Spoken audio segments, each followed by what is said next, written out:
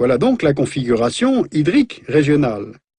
Mais compte tenu de la configuration politique régionale, le Jourdain est une ressource parfaitement transnationale, commune à la Syrie, à Israël, à la Cisjordanie et à la Jordanie. Or, la gestion des eaux a toujours été pour Israël une question de sécurité nationale. En 1964 s'achève la construction du grand aqueduc national qui vient, à partir du Jourdain, transférer du nord du pays vers le désert de Negev au sud une partie des eaux disponibles. L'aqueduc vient donc prélever chaque année 320 millions de mètres cubes du Jourdain en amont du lac de Tibériade. De l'autre côté, Liban, Syrie, Jordanie prévoient eux aussi des canaux de dérivation des affluents du Jourdain.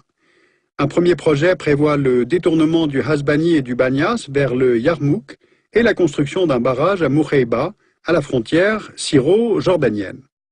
Or, entre 1965 et 1967, plusieurs opérations militaires israéliennes détruisent les chantiers en Syrie et en Jordanie afin de contrer ces projets qui viendraient limiter les capacités hydriques destinées à Israël. Et c'est dans ce contexte régional déjà très tendu autour des questions liées à l'eau qu'a lieu, en juin 67, la guerre des 6 jours. Alors on a souvent parlé de la guerre de 1967 comme de la première guerre de l'eau. Or, les enjeux hydriques nationaux et régionaux n'étaient ni la cause ni les seuls enjeux. Les conflits militaires ont des coûts beaucoup trop élevés pour être menés simplement pour de l'eau, et la guerre des 6 jours répondait à d'autres préoccupations stratégiques.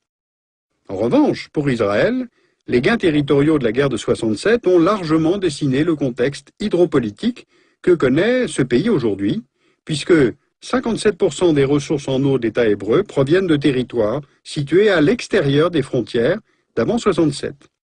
Avec l'occupation du territoire syrien du Golan, c'est le lac de Tibériade et certaines sources du Jourdain qui basculent sous l'autorité israélienne, puisque 57% des ressources en eau d'État hébreu proviennent de territoires situés à l'extérieur des frontières d'avant 67. Avec l'occupation du territoire syrien du Golan, c'est le lac de Tibériade et certaines sources du Jourdain qui basculent sous l'autorité israélienne,